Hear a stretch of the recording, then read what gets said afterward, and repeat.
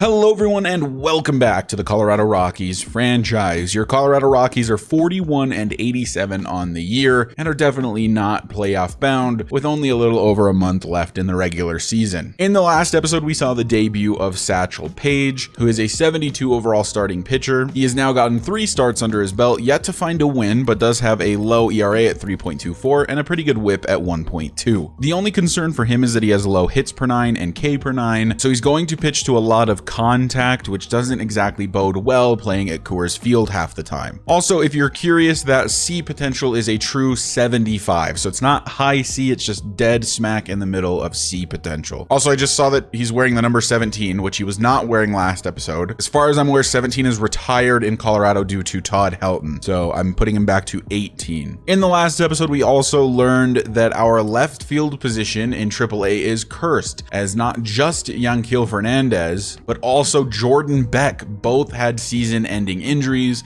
playing left field at AAA. But with that recap out of the way, let's get into today's episode. So there are going to be 2 more episodes before the end of the regular season, because today I want to focus on doing a lot of player lock. I want to get to know this team a little bit better, and I have 5 players that I want to focus on to learn a little bit more about them and just kind of talk about their future with the team. And the first of those 5 players is going to be Brenton Doyle. So let's get into some player lock games with him. Basically, the way this is going to work is that each of these series, I am going to player lock with a different player through the entire series. So for this first series against the Yankees, it'll be Brenton Doyle. So today we'll get through this series against Milwaukee here in September, and then in the next episode, it'll be the final episode of the regular season. We'll talk about Charlie Blackmon and his departure from Colorado, and finish the regular season and talk about some stats. But let's get into this player lock game with Brenton Doyle. So we're out in the field to start the day. It's Michael Garcia at the plate. Peter Lambert is the starting pitcher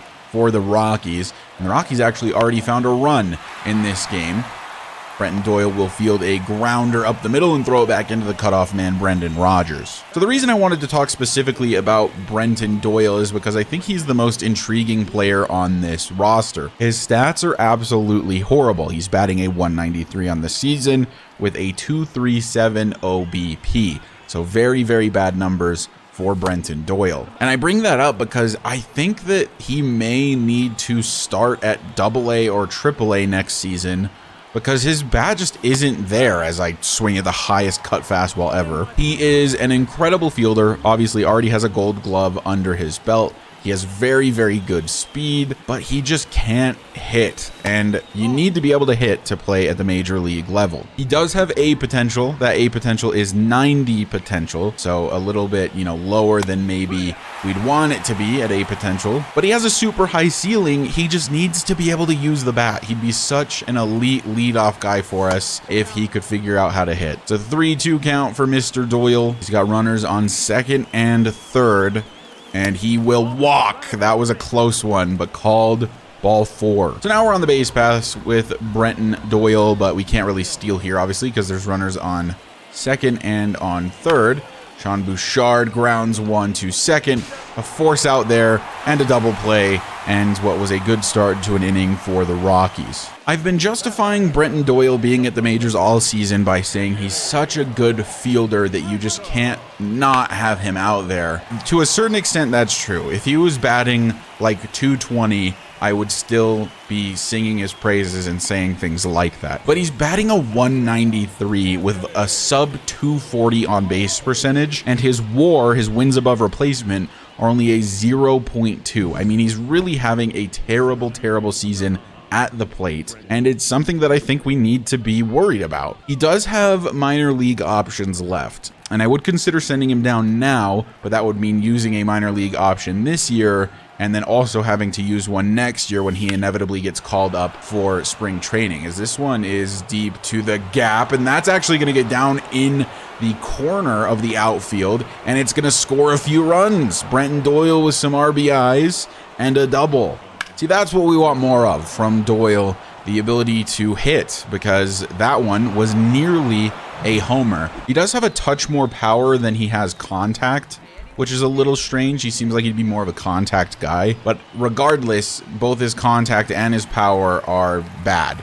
He's just not a good hitter. So what do you guys think? Do we send Brenton Doyle down after spring training at the start of the next season, let him really get comfortable with the bat at AA and AAA, or do we just leave him at the majors? Part of the problem is that he's 25. He'll be 26 next season as he pops this one up to right field, and that is an out. So he's a little old to still need a good chunk of development. So that kind of makes me think that what if we just trade Brenton Doyle away? We have outfield prospects in Fernandez, in Zach Veen, in Jordan Beck.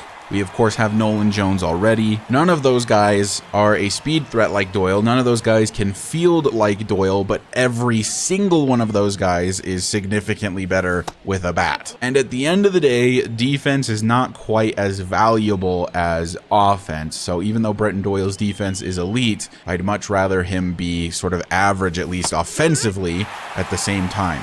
But I know that the sky is basically the limit for Brenton Doyle. If he can put it together with the bat, he could be such a good player for us here in Colorado. It's just a matter of being able to put that together as he flies one to deep right field again, and ooh, just getting under it is the right fielder, and it's another out for Doyle. Bottom 9, Anthony Volpe at the plate. Colorado up 3-2 in this game against the Yankees in New York, by the way. It's Justin Lawrence trying to close it out, and Doyle going to throw this one back in. I threw it all the way to third for some reason. Another thing to mention, Doyle has a cannon of an arm, a very, very big arm out there in center field, which is excellent to have. So he's got insane range. He's got really good fielding numbers.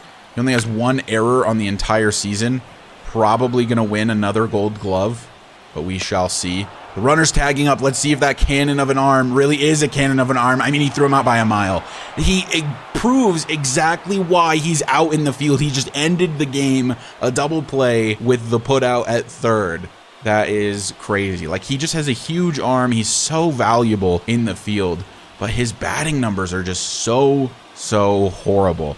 But that's a win here for the Rockies, 3-2 over the Yankees. And we'll get into the second game of this Player Lock series with Doyle. I just wanted to show you Brenton Doyle's attributes really quick. His contact is just terrible. It's in the 30s still, and that's with a +4 increase to lefties this season. His power at 44 is not the worst, but it's definitely not good by any stretch of the imagination. And all of that could maybe be forgiven a little bit if his plate vision and his plate discipline were higher, and they're just not. The only saving grace is that he does have 50 clutch rating, which replaces his contact rating when there's runners in scoring position, which is probably a big part of why he was able to hit that double into right center field. But then you look just a little to the right and you see a 99 for fielding, a 99 arm with 99 accuracy. His reaction, not the best, but not bad by any means. And he has 97 speed. So if he could just put it together, the guy could be genuinely elite in the MLB. He is under team control through 2029, and he does have all of his minor league options available.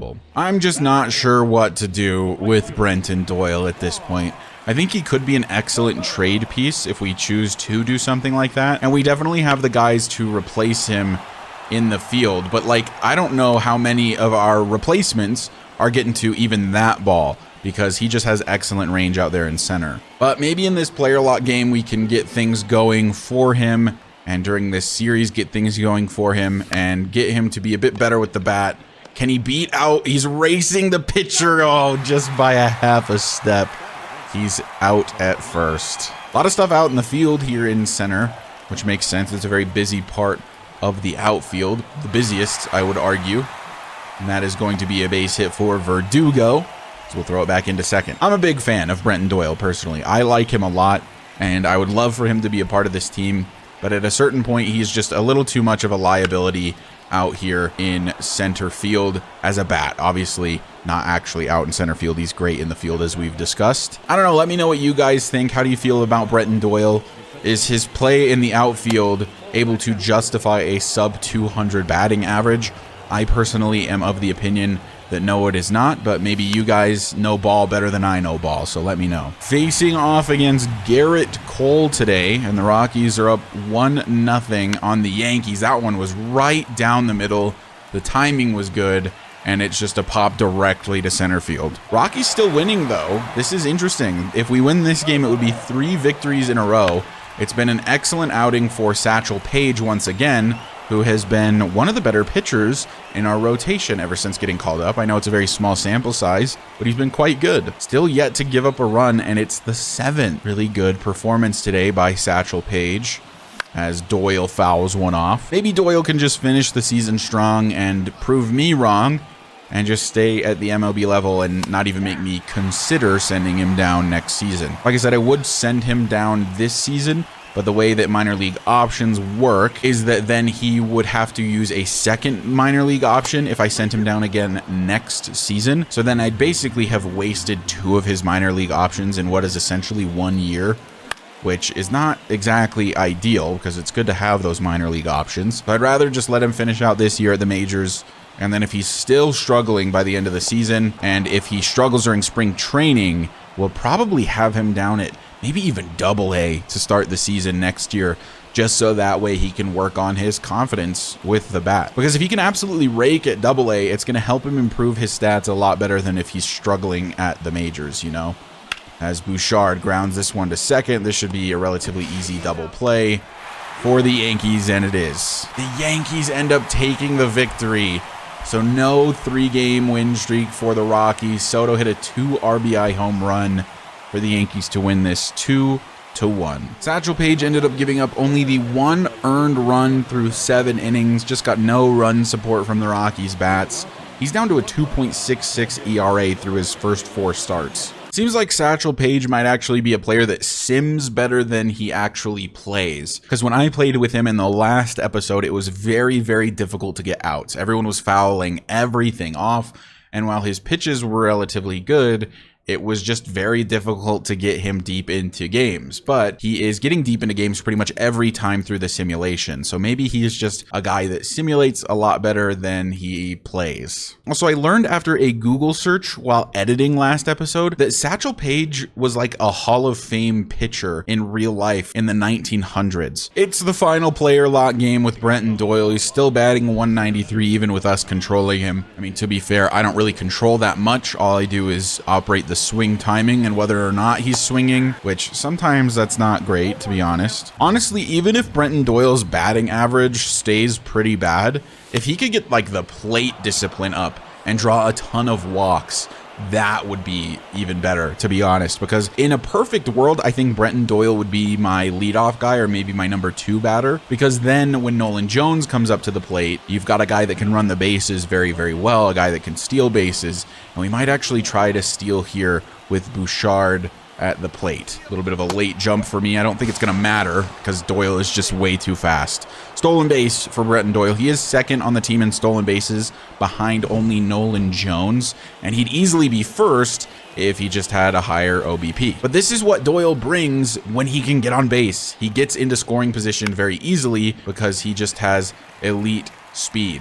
Do we try to test the arm here? No, I don't think we do. That would have been a little crazy. Although the throw was not there, I probably would have made it. Charlie Blackmon at the plate, down to about his final month as a Colorado Rocky. We'll definitely do some player lock stuff with him next episode as he strikes out here, the second out of the inning. Gonna be sad to see him go. I actually don't think he's gonna retire, to be honest with you, but we'll see. I've been watching other people's franchises, and when they get to the end of the year and they show their retirements, Charlie Blackmon is basically never on the list. So I'm expecting that the dude is just gonna stick around. But either way, I'm not going to re-sign him as Ezekiel Tovar also strikes out. So it's going to be the end of the at least Colorado Rockies portion of Charlie Blackmon's career. Even if we do re-sign Charlie Blackmon, he'll be 38 and he's down to like a 65 or a 66 overall. I mean, the man cannot play at the majors anymore at all. His batting against lefties in particular has gotten so bad. As Doyle going to throw one home, they don't even test the arm. They saw him throw a man out at third the other day, and they're like, no, thank you. And that would have been easily out. That was a perfect throw from Brenton Doyle. 2-0 Yankees. We're still in the outfield. It's Juan Soto at the plate. Let's see if we get an opportunity to throw home again, as this one is high and deep to left center. There's not going to be a play made here. That's going to score at least 2 runs. And Soto's actually going to third. He's way out. So out. Why would he try to stretch that to 3? A really dumb play from an ordinarily very smart player in Juan Soto. So Doyle's batting average now up to 195 while he's been under our control these past 3 games. Hopefully we can get him at least closer to 200, maybe one more hit. Well, it's not going to be this one. That's a really good fastball on the inside. I probably should have just left it alone. 8-0 Yankees. I did not look at who the starter was. I think it was Kyle Freeland today.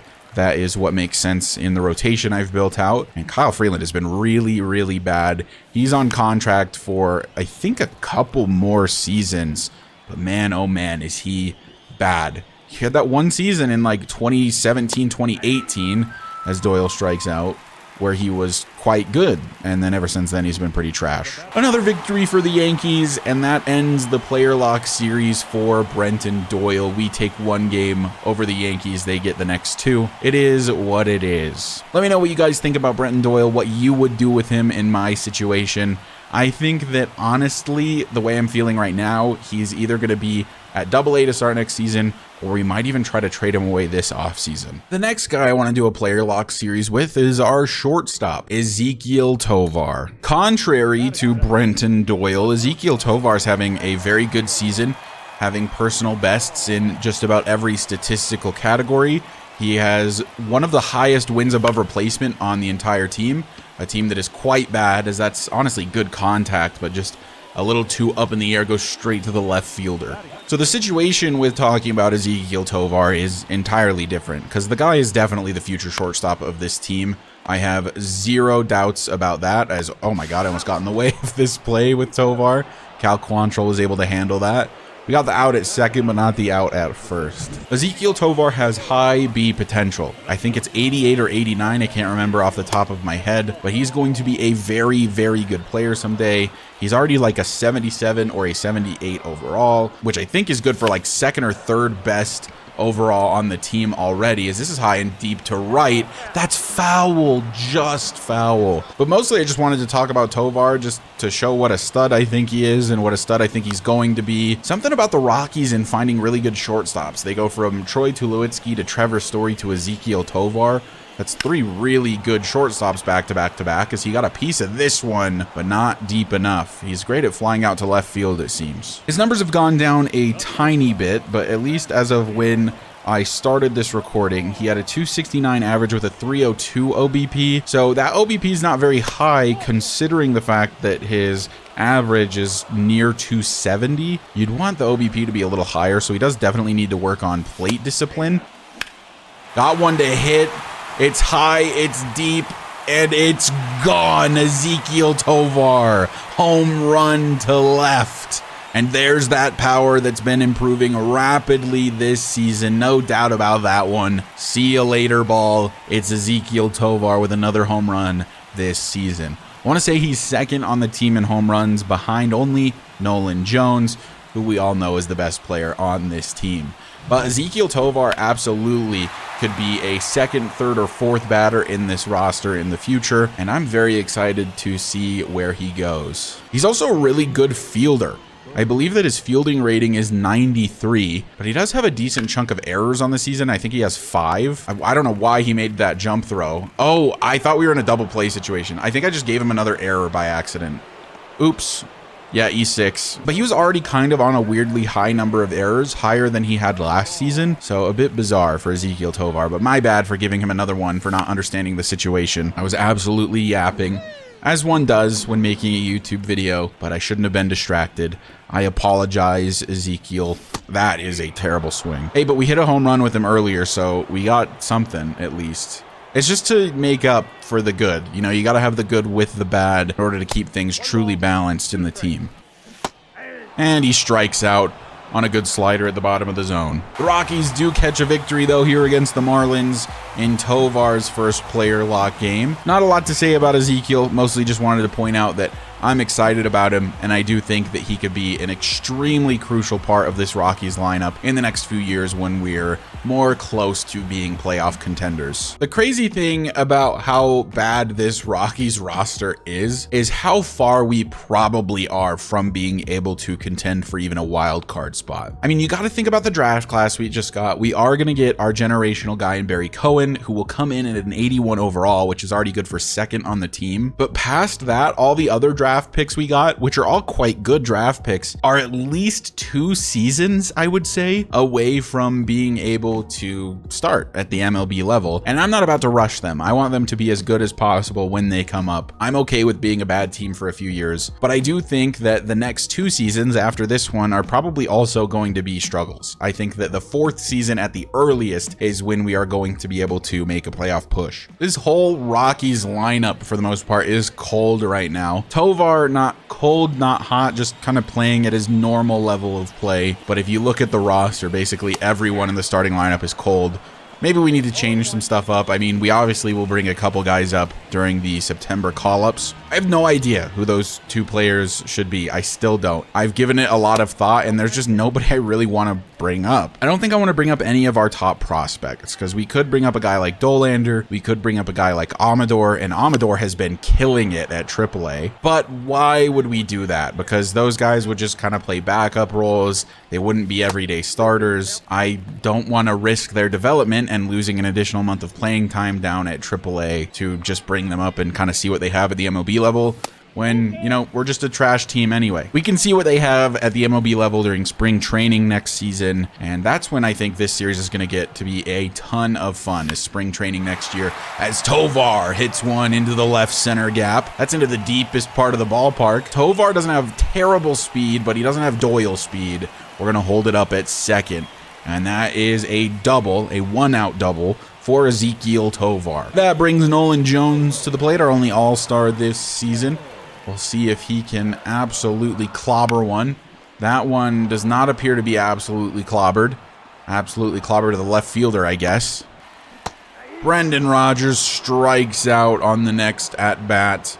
And that's the end of the first. So Tovar got a runner on, but couldn't be brought home. Diaz hit a solo homer and Gordon hit a solo homer, so now it's 2-1 Miami. I'm noticing that every time we come to bat as Tovar, who is currently batting number 2 in the lineup, Charlie Blackmon is not on base, so my guy must be struggling. There's another decent little hit for Tovar, and that one gets down. Not handled by the right fielder who made a diving attempt. It's another base hit for Ezekiel Tovar. Tovar only 65 speed, so I don't think I'm going to attempt to steal with him. Not quite fast enough for that. We have basically no speed on this Rockies lineup, I say, as I'm trying to get to third off of that Nolan Jones single, and it works out. Throw was not accurate, and Tovar is over to third. I love doing really aggressive base running plays with this team right now because we're just so bad that it doesn't matter, right? Like, we can kind of just do whatever we want and we don't really have to feel bad about it, as Brendan Rodgers hits one and the left fielder did not have to move an inch, and that's the end of the inning. Out in the field for the first time today, I believe, with Rodgers. There's actually a runner on first this time, so if the ball comes to me, I'll throw it to second for real. But this time it's to Rodgers first, then to Tovar, and then on to Schreiber. Another plate appearance for Ezekiel Tovar. Bottom of the 5th, 1 on, 2 out. Popped that one way up. That was a good fastball. I shouldn't have swung at that with the first pitch, and out to the right fielder is Tovar. Still 2-1 Miami. Yeah, this Colorado lineup, their bats are very, very cold. 2 for 3 so far today for Tovar, though, which is good to see. That's going to be called a swing, I think. Oh, okay, thank you. Runners on first and second. So there's Charlie Blackmon. He got on base this time. And Tovar, high and deep to center field. It's way back there, but not way back there enough. Dead center field was the last place you want to hit that, as the deepest part of this ballpark. And another loss for the Rockies, something we're all too used to this season.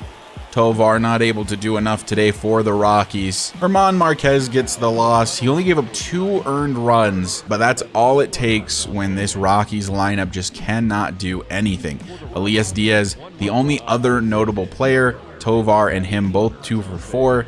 Charlie Blackmon did draw 2 walks. One of our notable players is Brenton Doyle, who just went 0 for 3. I'm going to go ahead and sim the next 2 games against Miami and get into the 3rd series in our 3rd player lock player. Peter Lambert losing this one against the Marlins. And then Satchel Paige getting his first win and having another quality start. It's been really impressive from Satchel Paige. That is what I think his 5th start now on the season, and he has a 3.03 ERA, 5 games started, 29.2 innings pitched, 10 earned runs, total 3.03 ERA, 23 strikeouts to only 9 walks, has a 1.25 whip, which is just slightly better than league average, which I believe is 1.3. Is this the ace of the future? No, I think with the C potential, absolutely not. But can he be a starter in the rotation for a number of years? Probably, yeah. The next guy I want to talk about is our new 3rd baseman, Sterling Thompson. Sterling Thompson kind of got immediately thrust into a starting 3rd baseman role after we traded away Ryan McMahon and Chris Bryant, really the only 2 guys on the team that are pretty good at playing 3rd. So Sterling Thompson, who at the time was at AA, has been the starter here at the MLB ever since. And he's been decent. When I started recording this episode, his numbers were 247 for the average, 307 for the OBP, and he has a relatively high WAR at 1.1. 1.1 is not actually that high of a WAR, but it is when you're a Rocky. Part of the reason I wanted to talk about Sterling Thompson is somewhat similar to why I wanted to talk about Brenton Doyle. Is Sterling Thompson actually going to be the 3rd baseman of the future for the Rockies? I'm not sure. His potential is 80, which is not bad, but it's not great by any stretch of the imagination. His peak is going to be about what Ryan McMahon was for us, which is just a quality everyday starter. And there's tons of those on every MLB roster, but obviously you always want a little better than that. And at a premier position like 3rd base, you definitely want a guy who's a really good fielder. Not to say that Thompson isn't a really good fielder. He's actually got relatively good fielding stats for the young age of 22, 72, 76, 77, and 75 respectively. He's no Ryan McMahon, and he's definitely not Nolan Arenado, the 3rd baseman that we had before that. Nolan Arenado was my favorite Rocky for a long time, so seeing him get traded away has really increased my expectations of 3rd baseman for the Colorado Rockies. And Sterling Thompson is just never going to be a Nolan Arenado. But in fairness to Sterling Thompson, there's very, very few players who reach the peak that Nolan Arenado had, where he had, like, I want to say 9 straight Gold Gloves in his first 9 seasons or something insane like that. I mean, the dude was genuinely maybe the best 3rd baseman in baseball for a few years. So it's not really fair of Sterling Thompson that I am judging him next to one of the all-time Rocky greats in Nolan Arenado. He's actually batting .316 versus lefties, so he's better lefty-lefty. Oh my God, Sterling absolutely blasts one over the right field fence, and that is a home run for Sterling Thompson. Take a good look. You won't see it for long. Into the bullpen goes Sterling Thompson, closing in on 10 home runs on the season, getting hyped up by Brendan Rodgers and Ezekiel Tovar. He goes yard, makes this game a little closer, 3-2 here in Denver now. He heard me talking smack about him and about how I don't think he's as good as Nolan Arenado and wanted to prove me wrong. So he went yard in his last at bat. Now would be an even better time to hit a home run. Runners on 1st and 2nd, and that was a sinker right down the middle that I was late on. I've talked in the past about how I like to look at the first pitch and then I swing a little too late when it's like right there. Really just anything in play would be good here, unless it's a double play. Actually, the bottom of the 9th, I just realized. I did not even think about the fact that this is a very clutch situation for Sterling. He does not have that high of a clutch rating, only 45. You can see it over there in the bottom left of your screen. He is battling. He's fouled a number of pitches off. 8 pitches this at bat for Sterling Thompson. He grounds one to 3rd. It is stopped over there at 3rd, but everyone is going to be safe, and it's bases loaded here in Denver, as that is ruled a base hit for Sterling Thompson. Runners on 1st, 2nd, and 3rd. Who's coming to the plate? It's Scott Schreiber. He has been super cold, but was red hot last episode. In one of the games we played last episode, he accounted for all 3 of the runs scored for the Rockies. Ended up winning that game, and man, that is just about the worst out you could have gotten. That is basically equivalent to a strikeout. Brenton Doyle at the plate. He did have a solo home run in the 3rd. A home run here would win the game. Brenton Doyle. He basically just has to get a hit into the outfield. It would likely score 2 runs. This one, an infield pop-up again. Wow. Okay. The bottom part of the Rockies lineup is just so terrible at hitting. Once you get past Sterling Thompson, it's a pretty steep drop-off in terms of the quality of hitters. And Bouchard is batting 9th now. His average is up to a 209. He was also below 200 at one point this season. Can he be the hero the Rockies need? He grounds one to short. Can they make the play in time? No. Everyone's safe, and the tying run hits the plate. It's Elias Diaz, and now it's 3-3. Sean Bouchard ties it up with a slow grounder to the middle of the infield. And now it's Charlie Blackmon. He has singled and doubled already today. Can he be a hero one more time for the Rockies? Doesn't have a lot of games left in this ballpark, and he looks at strike 3. Doesn't even swing. And that's the end of the 9th, so we go to extras. And Sterling Thompson doesn't even get another opportunity, as the Orioles will win 4-3 over the Colorado Rockies. Yet another choke in extra innings from Colorado, something they're all too good at. It's game 2 in the Sterling Thompson portion of this episode, and the second game in this series against Baltimore. So let me know what you guys think about Sterling in the comment section down below. I don't have super high hopes for him, but I do think that he could be a decent starter for a number of years. And then if we can get somebody to ultimately replace him that maybe has a higher ceiling, I think that would be the goal. And we may have found that with our draft pick, Michael Link. Michael Link, as you recall, has B potential, but high B potential, but he is super, super low overall. So it's going to be quite some time before Link is ready to be at the MLB level, probably at least 3 or 4 seasons. So it's going to be Sterling Thompson's third base spot for a while, unless we decide to chase a free agent, I guess, as we fast forward to the bottom of the 5th here with Thompson in this player lock, facing off against Corbin Burns today. Thompson hits one to left, but the left fielder does not have to move very far, and that is the second out of the inning. Not that I necessarily think Sterling Thompson is bad. I just know that his ceiling isn't quite as high as some other players. Maybe a guy that we could deal later in the series. A big part of the reason I traded McMahon is because I knew that Sterling Thompson was high enough overall to be a starter at the MLB. If he hadn't been, I probably would have kept McMahon in the same way I kept Rodgers, because we just didn't have a replacement for Brendan Rodgers. But fortunately, we did have a replacement for Ryan McMahon, so we could trade him away. And we got Quinn Priester out of it, which I think was a pretty worthwhile trade. I think he'll be a very quality starter for a long time in Colorado. Sterling Thompson, high and deep to right field. Did he get enough of it? No. Cannot go yard in back-to-back games, and that's another out. Haven't seen a ton of him out in the field yet. We had one play in the last game? Not a lot of stuff coming to the third base during this series. Sterling Thompson will pretty easily make the throw onto first there, and that is the end of, I think that was the 8th inning. And that's game. We lose to the Orioles. Man, this Rockies offense is horrendous.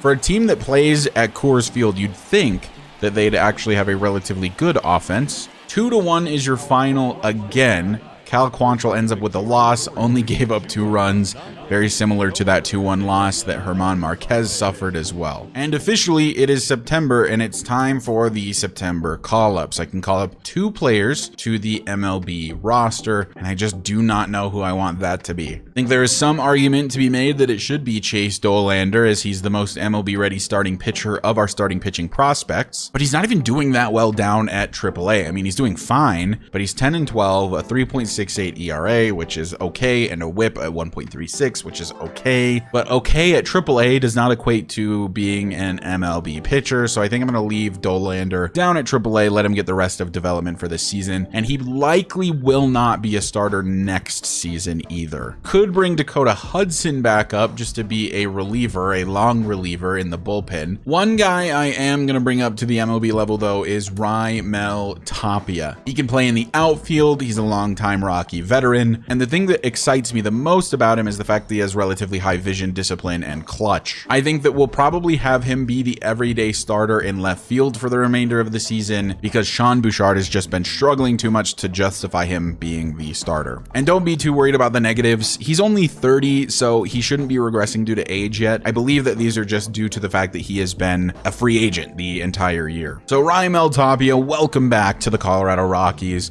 It would have been Yanquiel Fernandez, but of course he injured himself. I figured I needed another free agent acquisition to play at AA or AAA to finish the season, so I went and signed Colton Ledbetter, who had recently been released by the Tampa Bay Rays. He reminds me a lot of Brenton Doyle in the fact that he can't hit worth anything, but he appears to be a decent fielder in the case of Ledbetter. And I am going to do what I said I was going to do. I'm going to bring Dakota Hudson back to the MLB team. He can be a long reliever for the remainder of the season. All right, with that out of the way, we can sim through this last game against Baltimore, and there is a shutout going on for Hermon Marquez.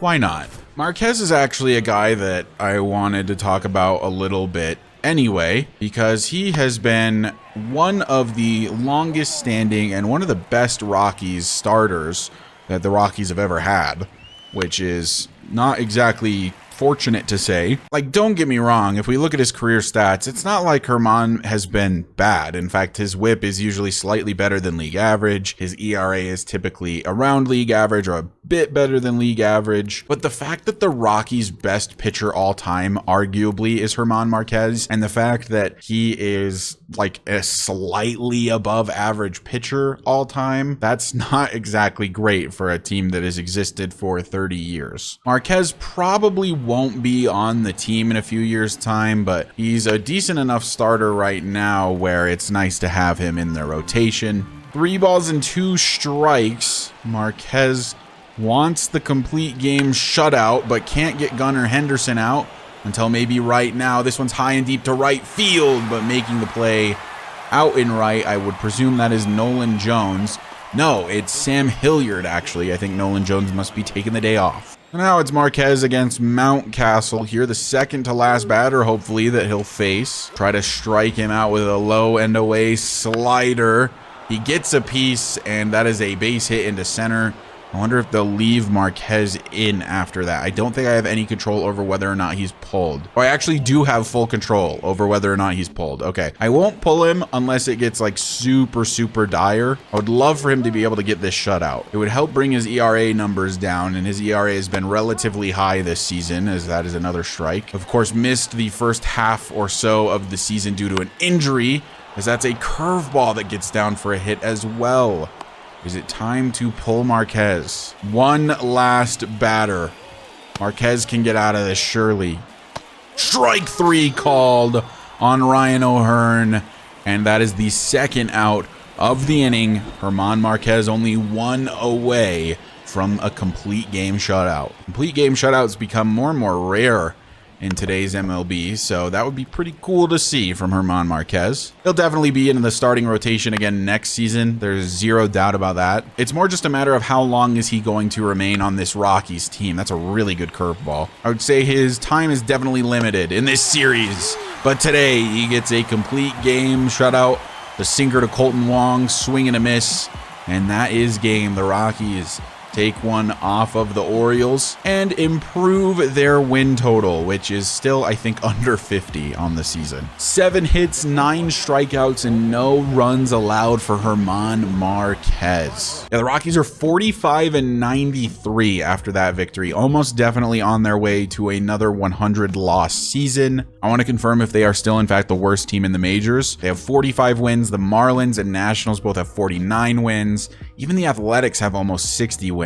The White Sox are also 45-93, so it's a battle for the bottom between the Rockies and the White Sox. I was going to say if we played them again this season, I'd want to participate in that one, just see who can win the Tank Bowl. Well, this episode got off track a little bit, so let's get it back on track. I want to do one more player lock series for this episode. Brendan Rodgers, a guy I almost traded at the deadline. He's batting .237, which is pretty on par with what he does year in and year out. Would love better numbers from him. He was a guy that was a top prospect in the Rockies farm system for a long time and just has been kind of mid ever since coming up to the majors.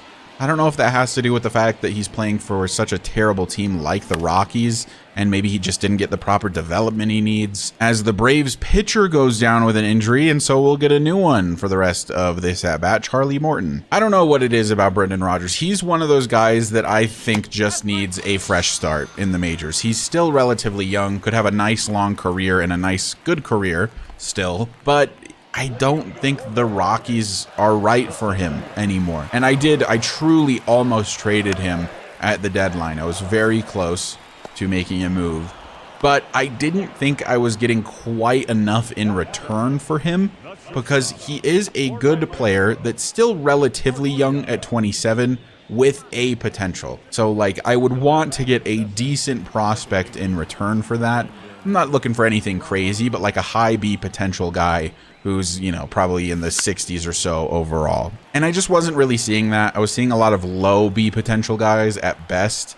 So I figured I'd give it one more year, which then gives me another year to allow Adael Amador to develop a bit more. And that way, when I do trade him away, I have a guy who's ready to come up. So it was sort of two factors. I didn't get enough in the trade for him, and Amador was definitely not ready and is still not ready to come up to the majors. This one's high and deep to right. Is it warning track power? It is. Dang it. The amount of warning track hits I've had today is crazy. I would say sort of similarly to Hermon Marquez, Brendan Rodgers' days are numbered in Colorado. It's only a matter of time until he's no longer on the team. And when that happens, it will be when Amador is ready, which I think could be as early as next season, so we may look to trade him away then. Amador, by the way, I'll show you his stats after this. He has been killing it playing shortstop at AAA, which, by the way, he's listed as a shortstop right now, but in real life, they have switched him to second, and that is the plan in MLB The Show as well. Because we've got Ezekiel Tovar at short, who is a better fielder with a better arm than Amador, so we might as well move Amador to a position that is closer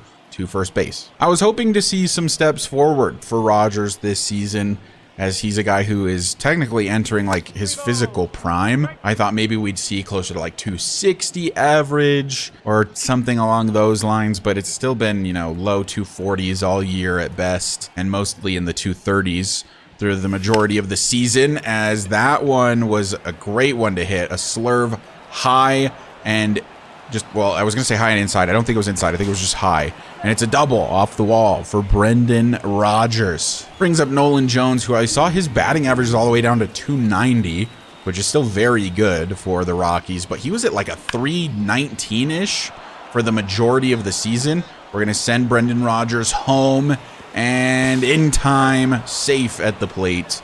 And it's 1-3 now. The Braves still in the lead, but the Rockies chipping away. Well, now it's 6-1 for the Braves, so never mind. Ozzie Albies hit a home run. So this is a team that we obviously are not even close to being able to compete with, as we'll toss this on to Ezekiel Tovar for the force out at second. Are there any other players you guys would want to see player locks with? There's a bunch of players I could do it with. I could do more stuff at AAA. I plan to do more stuff with the minor leagues starting next season, because then we'll get our farm system prospects that we drafted in, and we can focus a lot more on them. Like I've mentioned a few times, I really do think that the franchise sort of begins in year number 2. I think that's where it's going to get really fun. Strikeout looking for Brendan Rodgers. Has a really good fastball, low and inside. I swung at some really terrible pitches that at bat, but you know, it is what it is. Another loss for the Rockies. They're definitely going to hit 100 this season. What is that, number 94, I think, on the year. I went ahead and simulated the middle game of this series against the Braves, and we lost 4-6. It was Justin Lawrence. Surprise, surprise. Blew a save, and we lost. We'll play this one last player lock game with Brendan Rodgers, and then that'll do it for this episode. I know I've been asking you guys a lot of questions during this episode, but I am just curious to hear your thoughts on all the players we've looked at today, what your feelings are about certain players, maybe who you want to see in future episodes where we do more player lock stuff. I like this type of episode where we focus a little bit more on the players, especially while the team sucks. Kind of get to know them and who these guys are that will maybe be on the team during a potential World Series run in the future. Who knows when that will be? Nolan Jones might be 30 by the time that happens, and Nolan Jones is currently 25, so. Also want to know your guys' thoughts on dealing Nolan Jones, because wow, that's a ball. Holy cow. Nolan Jones is obviously an incredible player, and he's very, very good. but part of me wonders if we're like just outside the window with him. Like, is he going to be a little too old by the time the Rockies are ready to compete?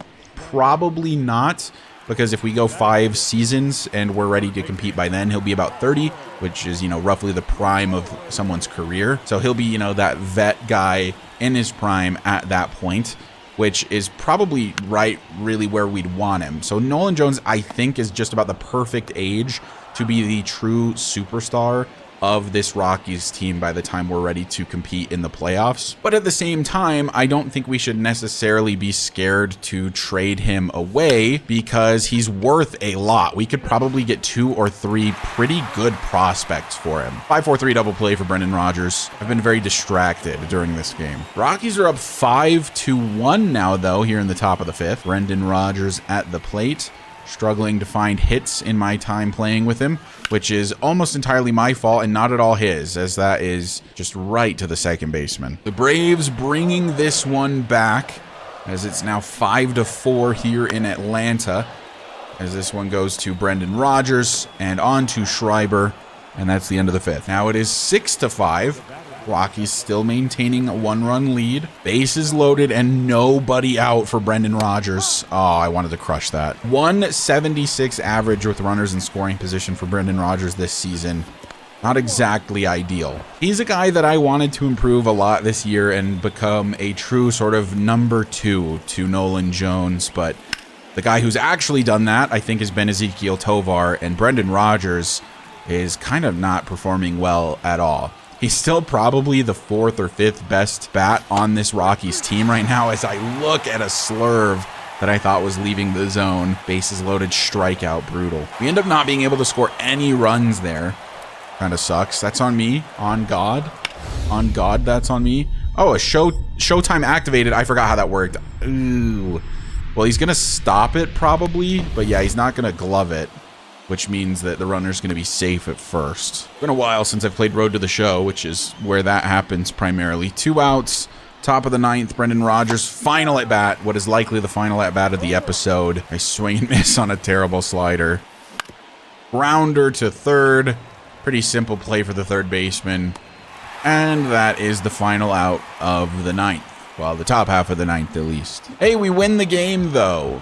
We managed to get a save from, I would assume, Justin Lawrence was the guy who got the save, unless he had no energy, in which case it was going to be either Daniel Bard or Jalen Beeks, probably. But a win for the Rockies over a really, really good Atlanta Braves team. Lucas Gilbreth ends up with the victory, his first on the year, and it was a save for Justin Lawrence. Nolan Jones, player of the game, 2 for 4 with a home run and 5 RBIs. 5 of the 6 runs came at the hands of Nolan Jones. So there you have it. Let me know what you think about the players that we talked about today. I was going to do one more player lock with Nolan Jones against Milwaukee, but I think we know where he stands on the team for the most part. In the next episode, it'll be the final episode of the regular season, and we're really going to focus on Charlie Blackmon and it being his final stretch of games as a Colorado Rocky. We'll probably do a couple player lock games for him in the middle here, and probably play one of these home games against the Dodgers at the very end of the season, probably the very last game of the regular season. But anyway, thank you guys so much for watching. I do truly appreciate the continued support. If you find yourself coming back on the regular and you aren't already subscribed, go ahead and hit that sub button for me. It does help me out a lot. We're on the road to 2,000 subs. But I will see you in the next episode where we'll finish out this regular season and say farewell